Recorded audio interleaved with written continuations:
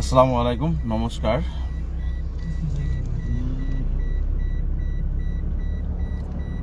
মই সকলোৰ পৰাই দোৱা আৰু আশীৰ্বাদ বিচাৰিছোঁ। সুদীৰ্ঘ 20 বছৰ কাল জাতীয় সংগ্ৰাম কৰি যোৱা 30 তাৰিখে মই সংগঠনৰ পৰা বিদায় লৈছোঁ আৰু বিদায় লৈ মই এক প্ৰগতিশীল চিন্তাধাৰাৰে এক সুস্থ সমাজ গঢ়াৰ লক্ষ্যৰে সকলো জাতি জনগোষ্ঠীৰ মাজত সমন্বয় এক সেতুবন্ধন সৃষ্টি কৰিবৰ কাৰণে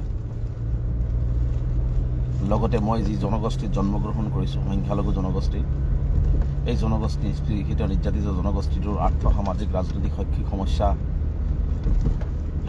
ৰাজনৈতিকভাৱে দাঙি ধৰিবৰ কাৰণে লগতে অসমৰ পৰা সাম্প্ৰদায়িকতা আঁতৰাই এক সমন্বয় সুস্থ সবল সমাজ গঢ়াৰ লক্ষ্যৰে আজি মই এক নতুন যাত্ৰাত আগবাঢ়ি গৈ আছোঁ। মই জানো এই যাত্ৰা বৰ কঠিন, মসৃণ নহয়, তথাপিতো আমি কিছু সমস্যা আছে অৰাজনৈতিকভাৱে দাঙি ধৰিব লাগে, কিছু সমস্যা আছে ৰাজনৈতিকভাৱে ৰাজনৈতিক প্লেটফৰ্মত দাঙি ধৰিব লাগিব, ৰাজনৈতিকভাৱে উত্থাপন কৰিব লাগিব যি সমস্যাখিনি সমাধান কৰাৰ ক্ষেত্ৰত। গতিকে তাৰ প্ৰতি লক্ষ্য ৰাখি আৰু বিশেষকৈ সংখ্যালঘু সমাজৰ যিখিনি সমস্যা দীৰ্ঘদিনৰ পৰা আমি যুঁজি আছোঁ,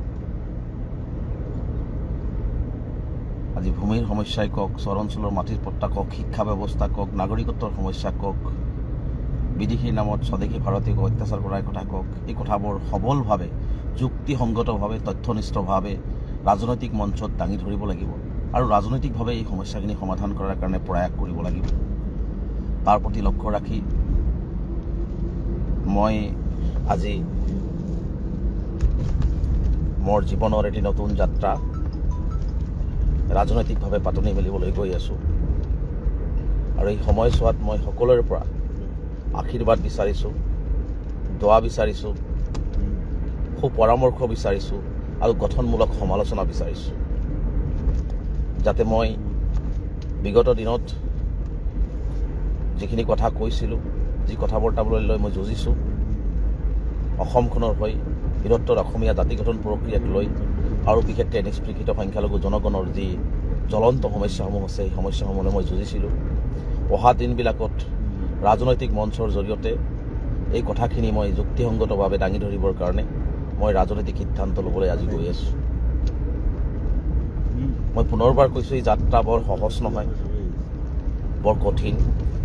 মানুহৰ বিশ্বাস আৰু আস্থা ৰাজনৈতিকভাৱে বহুখিনি হেৰুৱাই গৈছে।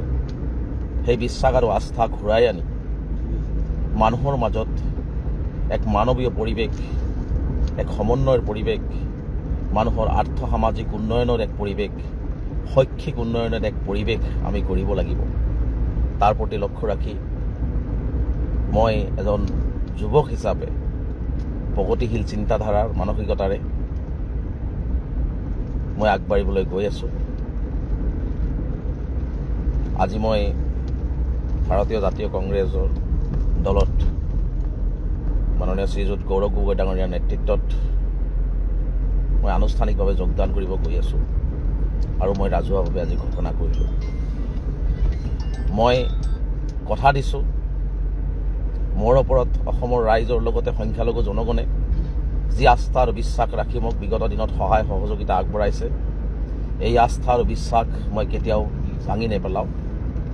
মই প্ৰতিশ্ৰুতি আগতেও দিছোঁ, আজিও মই মোৰ ৰাজনৈতিক যাত্ৰাৰ আৰম্ভণিতেই মই অসমবাসী ৰাইজৰ লগতে সংখ্যালঘু সমাজকো মই প্ৰতিশ্ৰুতি দিছোঁ, মোৰ জীৱনৰ শেষছোৱা সময়লৈকে মই অসমখনৰ হৈ যুঁজিম, মানৱতাৰ হৈ যুঁজিম, মানুহৰ হৈ যুঁজিম, অসমৰ সমন্বয়ৰ হেতু গঢ়িবৰ কাৰণে যুঁজিম।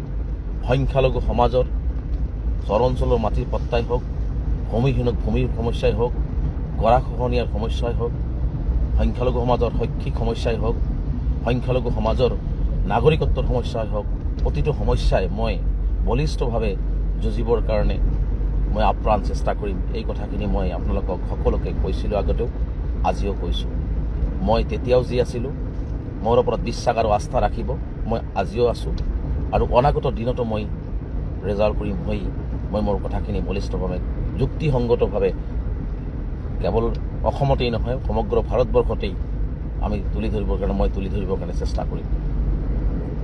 গতিকে মই পৰিৱেশ হৈছে এই পৰিৱেশটো আমি যুৱ সমাজ আজি আমি গৌৰৱ গগৈ ডাঙৰীয়াৰ নেতৃত্বত আমি একত্ৰিত হৈ আমি সাম্প্ৰদায়িকতাৰ যি বিষবাষ্প আৰম্ভ হৈছে, সাম্প্ৰদায়িকতাৰ যি ঘৃণা সৃষ্টি কৰা হৈছে, সেই ঘৃণাক অফৰাই মানুহৰ ওপৰত যি নিৰ্মম নিৰ্যাতন চলোৱা হৈছে, অমানৱীয়ভাৱে সংখ্যালঘুৰ ওপৰত যি নিৰ্যাতন চলিছে, এই কথা বাৰ্তাবিলাক আমি তুলি ধৰি আমি বলিষ্ঠভাৱে ইয়াৰ মোকাবিলা কৰিব লাগিব। আমি সেই তাহাৰে শংকৰদেৱ গুৰুজনা, মাধৱদেৱ গুৰুজনা, আজান পীৰ চাহাব গুৰুজনাৰ সমন্বয়েৰে আগবঢ়া অসমখন আমি ঘূৰাই আনিব লাগিব। আমি এখন বৰ অসম সৃষ্টি কৰিব লাগিব। আমি সকলো জাতি জনগোষ্ঠীৰ উন্নয়ন হ'লেহে এখন সৰ্বংগ সুন্দৰ ৰাজ্য হিচাপে অসমক প্ৰতিষ্ঠিত কৰিব পাৰিম।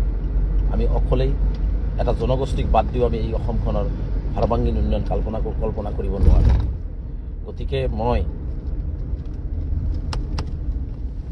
এই যাত্ৰাত এই কথা বাৰ্তাবিলাক নিশ্চিতভাৱে বলিষ্ঠভাৱে দাঙি ধৰিবলৈ চেষ্টা কৰিম। গতিকে মই সকলোকে মই আন্তৰিকভাৱে ধন্যবাদ জনাইছোঁ। বিগত দিনত মোক সহায় সহযোগ কৰিছে আৰু অহা দিনবিলাকতো কৰিব।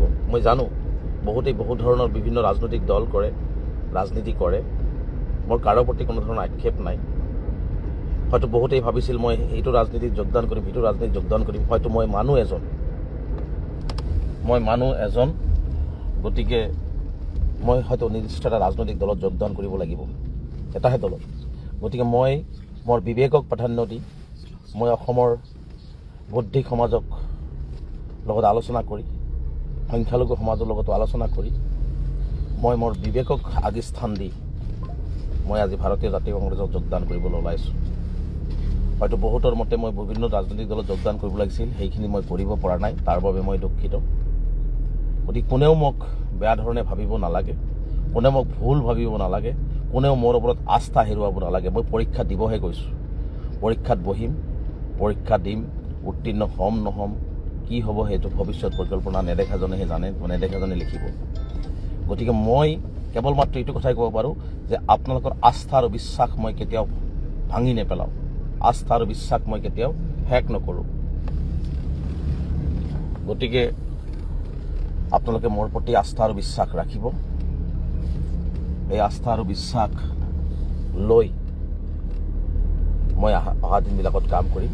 বহুতে মোক গালি পাৰিব, আজি গাড়ীও আছে, বহুতে সমালোচনা কৰিব, বহুতে বিদ্ৰোহ কৰিব, বহুতে এই কৰিব। মই কাৰো প্ৰতি কোনো ধৰণৰ আক্ষেপ নাই। মই সকলোৰে গালি, সকলোৰে সমালোচনা, সকলোৰে দোৱা, সকলোৰে ভাল পৰামৰ্শ, সকলোৰে শুভেচ্ছা মই আন্তৰিকতাৰে মই অন্তৰৰ পৰা গ্ৰহণ কৰিছোঁ। আপোনালোকে মোক যেনেকৈ নাপায় সকলোখিনি মোৰ কাৰণে আশীৰ্বাদ, মোৰ কাৰণে দোৱা বুলি মই ভাবি ল'ম। গতিকে মই সকলোকে খালি অনুৰোধ জনাইছোঁ যে মই মোৰ কৰ্মৰাজিক বিশ্বাস কৰোঁ, মই কৰ্মক বিশ্বাস কৰোঁ আৰু মই সেই কৰ্মৰ জৰিয়তে মই আপোনালোকক সকলোকে দেখুৱাব বিচাৰোঁ। গতিকে মোৰ প্ৰতি পুনৰবাৰ কৈছোঁ যে আপোনালোকে গালি দিলেও, পৰামৰ্শ দিলেও, সমালোচনা কৰিলেও, দোৱা দিলেও, আশীৰ্বাদ দিলেও, যিয়ে দিয়ে মই সকলোৱে হাঁহি ৰঙে মই গ্ৰহণ কৰি লৈছোঁ। গতিকে সেইখিনিকে মই মূল সাৰথি কৰি মই আগবাঢ়ি যাম। গতিকে মোক আপোনালোকে গঠনমূলক পৰামৰ্শ দিব, সমালোচনা কৰিব, মোক আপোনালোকে দোৱা কৰিব, যাতে মই অহা দিনবিলাকত সঠিক আৰু শুদ্ধ ৰাস্তাৰে গৈ অসমখনৰ কাম কৰিব পাৰোঁ। লগতে আমাৰ জনগোষ্ঠীটোৰ যিখিনি মূল সমস্যা সেইখিনিও খুব সুন্দৰভাৱে তথ্যগতভাৱে এই ৰাজনৈতিক প্লেটফৰ্মত দাঙি ধৰি সেইখিনি সমাধান কৰি এটা চিৰস্থায়ী সমাধানৰ ৰাস্তা আমি উলিয়াব পাৰোঁ। তাৰ কাৰণে মই নিশ্চিতভাৱে চেষ্টা কৰিম। গতিকে মই পুনৰবাৰ সকলোকে আন্তৰিকভাৱে ধন্যবাদ জনাইছোঁ। মোৰ কাৰণে দোৱা কৰিব, আশীৰ্বাদ কৰিব। বহুতৰো হয়তো মন পচন্দ নহ'বও পাৰে মোৰ ৰাজনৈতিক যাত্ৰা, তথাপিতো মই তেওঁলোকক মন পচন্দ নহ'লেও, গতিকে মই মোৰ যিহেতু বিবেকক প্ৰাধান্য দি মই বহু কথা চিন্তা চৰ্চা কৰি ভৱিষ্যত পৰিকল্পনাৰে এই জনগোষ্ঠীটোৰ সমস্যাখিনি স্থায়ীভাৱে সমাধান কৰাৰ লক্ষ্যৰে মই যিহেতু আগবাঢ়ি গৈ আছোঁ, গতিকে মন পচন্দ নহ'লেও, মনত বেয়া লাগিলেও, মোৰ প্ৰতি আপোনালোকৰ থকা ভাল পোৱাই খং সৃষ্টি কৰিলেও মোৰ কাৰণে আপোনালোকে দোৱা কৰিব বুলি মই বিশ্বাসী। গতিকে মই পুনৰবাৰ কৈছোঁ, মই ৰেজল্ট কৰিম চৰকাৰ। আজিও এনেকৈ আছোঁ, কাইলৈও থাকিম, আৰু মোৰ কথাখিনি মই কৈ যাম, আৰু মোৰ কথাখিনি মই কেতিয়াও মোৰ লক্ষ্যৰ পৰা বিচলিত নহওঁ। গতিকে মই পুনৰবাৰ আপোনালোকক সকলোকে চালাম জনাইছোঁ, নমস্কাৰ জনাইছোঁ। দোৱা বিচাৰি মই মোৰ আনুষ্ঠানিকতা আজি এই ফেচবুক লাইভৰ জৰিয়তে মই ঘোষণা কৰিছোঁ। ধন্যবাদ। যিকোনো খবৰৰ বাবে যোগাযোগ কৰক আমাৰ এই নম্বৰত 9181 307 2221।